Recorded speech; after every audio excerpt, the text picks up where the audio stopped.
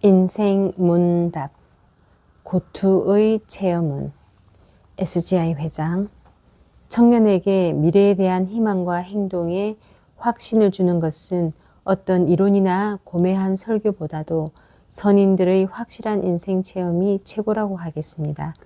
그런 의미에서입니다만 마스시타 선생께서 지금까지 반평생을 살아오시면서 가장 힘겨웠고 쓰라렸던 고투의 인생사를 하나 말씀해 주시면 감사하겠습니다.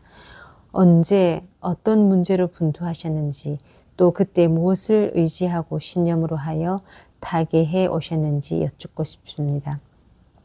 마스시타, 지금까지 제가 살아온 반평생 가운데 가장 힘들었던 때를 질문하셨습니다만 실은 이런 종류의 질문이 가장 답변하기 어렵습니다.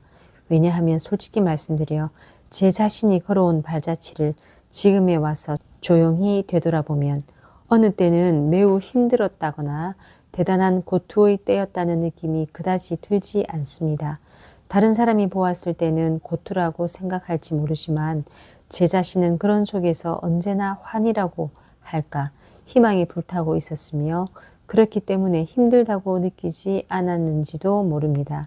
단 저는 조금 신경질적인 성격 탓으로 이것저것 고민하느라 밤에 잠을 이루지 못한 일은 여러 번 있었습니다. 예를 들면 이런 일이 있었습니다. 제가 사업을 시작하고 얼마 되지 않아 직원을 50명 정도 채용한 적이 있었습니다. 그런데 그중 한 사람이 좀 좋지 않은 짓을 하는 것이었습니다.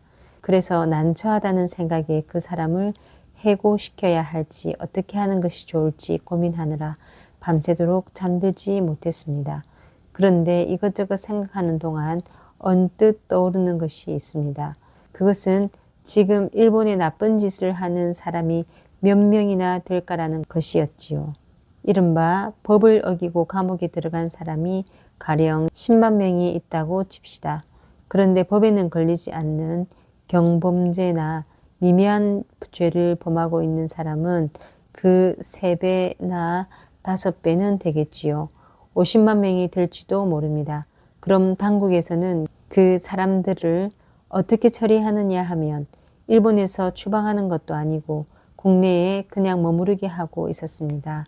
당시는 제2차 세계대전이 있기 전이었으므로 천황은 신과 같은 존재였지만 그 천황의 덕으로도 그런 나쁜 짓을 하는 사람을 줄일 수 없다.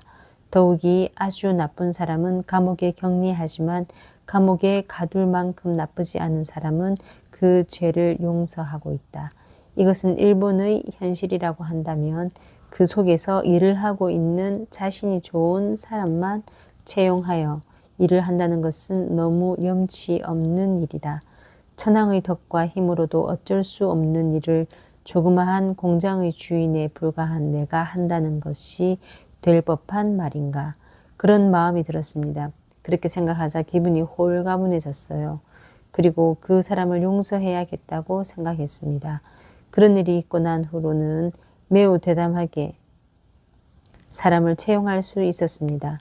그러므로 그런 되뇌에서 하나의 깨달음을 얻은 것이므로 지금에 와서 생각해 보면 고투도 아무것도 아닌 오히려 그런 일이 있어서 좋았다는 감개가 남아있을 뿐입니다. 결국 저는 그날을 최선을 다해 노력해 온 것이 가장 큰 고투였다고 생각합니다. 그리고 그런 과정 속에는 언제나 희망이 있어 노고나 고투를 느끼지 않았다고 생각합니다.